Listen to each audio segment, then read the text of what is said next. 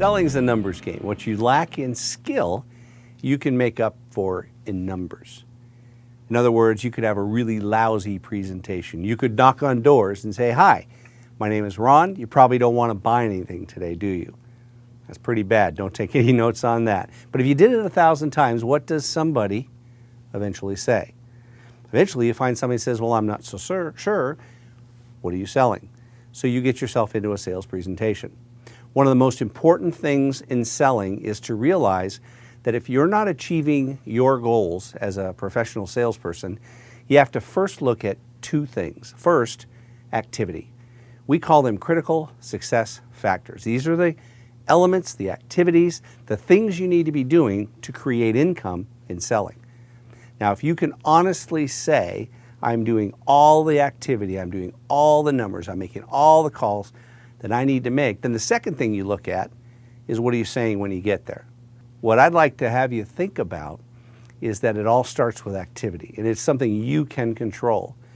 We manage this on a regular basis because we know if we can get salespeople doing this numbers game, they can create success in sales. Now, one of the challenges is that at first, when you're brand new, if you're doing all the activity necessary, and let's say you start with a ratio, an opening ratio. We all have them, closing percentage, a closing ratio.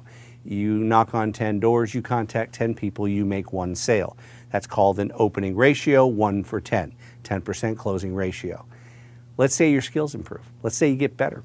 And all of a sudden now, you knock on 10 doors, you contact 10 clients, and you get 2. What does the average salesperson do at that point? That's right, they only call on 5 people. Because what they do is they fall into complacency and they plateau. And the most important thing you need to be doing in sales is constantly upping the activity as you up your skill level. And realize that for short periods of time, you can do amazing amounts of activity. If I were pit against any salesman in the world or any salesperson in the world, I could beat them because I understand the numbers game.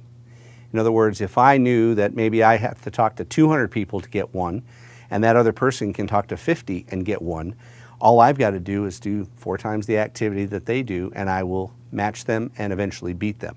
And I can do that for short periods of time. I may not be able to do that for years upon years, but for 90 days, I can do it. Maybe you skip eating. It's tough to beat a guy who won't eat, right? He's focused. Maybe I skip some sleep. Really tough to beat a guy who won't eat, won't sleep.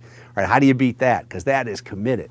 And that's what activity is for the top professional salespeople. The best ones I know, they're always looking at the numbers, they understand their ratios, and they're applying this basic premise that selling's a numbers game. And even if your skills are a little off, what you lack in skills you can make for in numbers, and that's the key.